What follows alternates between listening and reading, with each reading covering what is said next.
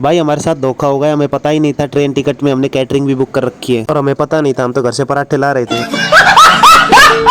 तो भाई सारे राम राम, आज एक नए ब्लॉग के साथ फिर आ गए। तो भाई मेरे 45 दिन हो गए पूरे, छुट्टी हो गई खत्म और भाई सामान कर लिया पैक। काफी सामान हो गया था, 4 आइटम हो गए। 3 में डाले मैंने लड्डू और घर वालों ने बैठा दिया भाई मैंने इस बस में। और भाई इस बस से मैं गया धौला कुआं। दिल्ली में घुसते ही काफी जाम लग रहा था। धौला कुआं पहुंचते ही नागेश और शुभम ने ऑटो तैयार कर रखा था। ऑटो वाले ने जैसे तैसे करके पूरा सामान ऑटो में रख लिया, छोटा सा ऑटो था इसका। और भाई फिर हम गए new Delhi railway station. Station पे हम थोड़ा जल्दी पहुंच गए थे तो हमें थोड़ा वेट करना पड़ा। 3:30 बजे करीब ये राजधानी भाई हमारे लिए लग गई थी। भाई हमारा कोच था B8। हमने हमारा कोच ढूंढा और उसमें सामान रखा। भाई इस ट्रेन में कम से कम 50 से 60% फौजी जा रहे थे। और भाई इस बार हमारे साथ हो गया था धोखा। हमने टिकट करवाई तो उसमें कैटरिंग का भी चार्ज कटा था, बट हमें पता नहीं था। हम तो घर से खाना लेके आ रहे थे, घर से पराठे छाछ लाए थे। उनको खाते ही भाई हमें आने लगी नींद। भाई हमने बिछाई अपनी चद्दर और सो गए। तो भाई हमें नींद आई जब तक ये कानपुर सेंट्रल स्टेशन पहुंच चुकी थी। उसके बाद हमें नहीं पता भाई कौन से स्टेशन आए बीच में। लेकिन भाई सुबह उठे तो हमें पता चल गया था कि हमने कैटरिंग के लिए टिकट कर रखी है। तो भाई हमारा नाश्ता आ गया है, ब्रेड और पकोड़े, छोटी सी फ्रूटी। तो भाई हमने लगाया ब्रेड पे बटर और इसमें डाली थोड़ी सी सलाद और भाई लगा के सॉस खा लिया इसको। उसके बाद में आया भाई गर्म पानी चाय के लिए। चाय तो हम पीते नहीं थे तो हमने चाय बनाई और हमारे हिस्से की चाय श्यामा को दे दी। श्यामा के लिए सुबह सुबह भाई 3 कप चाय के बन गए थे। तीनों कप हमने श्यामा को दे दिए। लेकिन भाई श्यामा को ये चाय पसंद नहीं आई। श्यामा बोलने लगा, बोले मैंने तो अदरक की चाय चाहिए, ये चाय नहीं पीऊंगा मैं। लेकिन भाई राजधानी में तो ये चाय मिलेगी। अरे शुभम ने कर दी भाई चाय तैयार। सुबह तक भाई हम बिहार स्टेट में ही चल रहे थे। नाश्ता करने के बाद में अटेंडर फिर से आया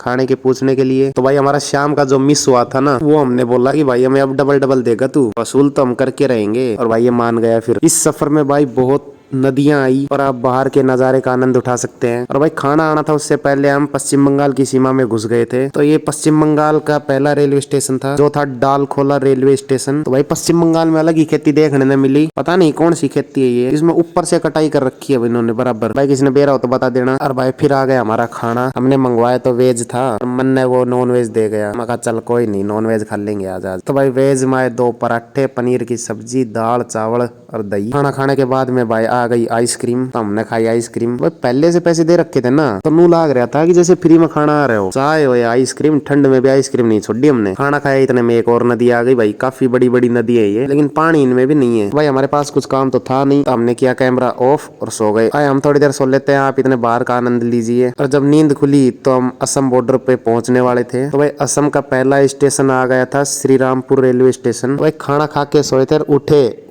ही आ गए भाई शाम का नाश्ता। और भाई इसमें आई थी एक कचौड़ी, कोकोनट की चॉकलेट और सैंडविच और एक छोटी सी नमकीन का पैकेट। और भाई शाम के 7-7:30 बजे पहुंच गए थे हम गुवाहाटी रेलवे स्टेशन। तो भाई ट्रेन में चलते चलते हमें हो गए थे लगभग 28 घंटे। ट्रेन में बैठे बैठे हो गए हम बोर। यहाँ पे ट्रेन 15 मिनट रुकने वाली, तो हमने सोचा कि बाहर थोड़ा टहल के आएंगे और श्यामा को अदरक की चाय पिला के लाएंगे। श्यामा बड़ा मायूस हो रहा था भाई अंदर बैठे बैठे। तो भाई जैसे ही ट्रेन रुकी हम उतर के नीचे चले गए, बाहर थोड़ा टहलने लगे। तो भाई बाहर टहलते टहलते देखा हमने यहाँ पे हो गया था लफड़ा। अब ये बोल क्या रहे थे ये हमें समझ में नहीं आ रहा था, बट हो तो रहा था भाई कुछ।